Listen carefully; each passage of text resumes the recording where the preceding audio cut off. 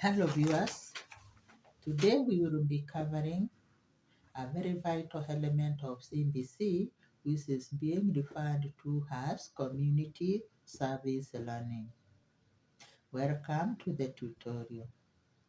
Now you have realized that the substrate that the teacher facilitates in class is mainly theory part of the lesson, and at the end of the lesson the teacher gives the learners a take home or a homework, which is being referred to in C.B.C as community service learning. In the community, the learner is expected either to ask more questions and give answers concerning the same, or do some practical work in the community in order to build on what was learned in class. And for example, the environmental activity teacher could teach the learners the danger of disposing biostables in the environment and gives the learners a take home of going to the community and giving information of the danger of the same and help the community in collecting and disposing these biostables in the right way. Another example is where the agriculture teacher is teaching about the cash crop in class and teaches his learners or her learners how about tea and how tea is harvested. The teacher will tell the learners that when harvesting tea, we harvest two leaves and a bud. Two leaves and a bud. However, if these learners are not given a practical, which is supposed to come in the community service learning, where they will go home and harvest some tea with their family members, the learner may conceive that it is just picking the bud here and the two leaves from anywhere, just to maintain the ratio of the bud and the two leaves. No, this is wrong. This is wrong. It is supposed to be the bud and the two leaves, which are the very youngest in the plant. At the same time, when the biology teacher teaches the learners the functions, for example, in the substrate, the functions and composition of blood, then he tells the learners that for them to have blood, they should consume more dark green leafy. Then he will give a take home where the learners will be told when you go home, plant some dark green vegetables. Then the learners will go in the community and it is the duty of their parent to help them domesticate these green vegetables. This is other, I don't know the English name of the same. So if you know, you write for me in the comment there. The learners will be helped to domesticate this one because it is edible and when eaten, it is a source of blood in our bodies. The learners will also domesticate this. This is managu and this is amaranthus, terere. So the learners can domesticate this or start a small garden for the same. The learners can also learn of just green vegetables, traditional vegetables, which people have ignored and they don't eat them, they don't even know them. And once they plant them, then they can be able to consume in their family and also with their neighbors and the whole community, because when the learners will be planting them, they will engage the positive attitude of doing their best. Then at the same time, these learners are expected to learn from the following groups when they go home with this community service learning.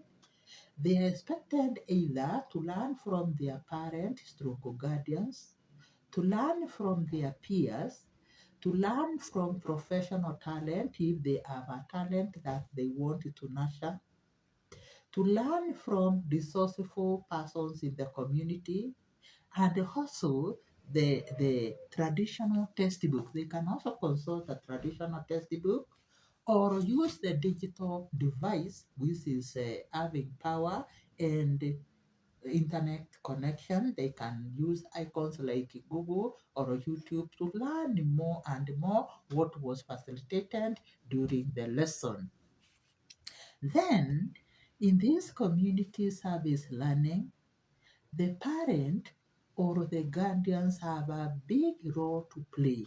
For example, they are to provide a conducive environment where the learners will do this community service learning. For example, if the community service learning will be done at night, then they have to give to supply to give to make sure that there is light. Then they have to provide other learning resources. For example, this can be a resource where the learners were told maybe to do some creative art. Then the parent can provide these resources and so many others. Then it is the duty of parent to also elaborate the task that the learner is given, maybe using the catchment language of the learner. And once the learner has understood the task or the community service learning assignment, then the learner will be able to do it comfortably. It is the duty of the parent also to make sure that this assignment, this community learning this community service learning is not overshadowed or it is not done for a very long time just that the learner is demotivated. Neither should this community service learning be turned into child labor. Then it is the duty of the parent to ensure that their children are given psychological and physical protection when they are interacting with the people, resourceful people in the community or with the community members to do the community service learning. When the community service learning is done in the right way under the supervision of the parent or guardians, then the learners and the community stands to gain the following. One, the learner is able to interact with the members of his community and bond with them. And once the learner interact and have a healthy bond with the members of the community, then the learner is able to develop this core competency we are calling citizenship. At the same time, the learner is able to identify more PCIs, more problems that are affecting his community, and then help the community to solve those problems. At the same time, the learner is able to put what the theory was, which was facilitated by the teacher in class, into practical work and therefore sharpen the skills of doing tasks, the skills of career, and the skills of talent. At the same time, the learner is able to sharpen other core competencies like learning to learn. Remember, the learner is gaining extra knowledge related to what was facilitated back in class by the teacher. The learner is also able to develop the self-efficacy, to feel that you are surrounded by your parent, your guardians, your relatives, and your community, and they are all concerned with your education. Then the learner builds or develops the self-efficacy, the self-esteem, and can pursue learning in a very excellent way. Then the community learning service also helps the learner the community service learning also helps the learners to break the monotony of the regular classroom teacher, always with the classroom teacher. So once they learn from other respectable peoples in the community, learners are able to construct new knowledge and retain the same. Then from there, a caution should go to the parent and the guardians. Ensure that the community service learning is not overshadowed. The community learning service is not turned into child labor.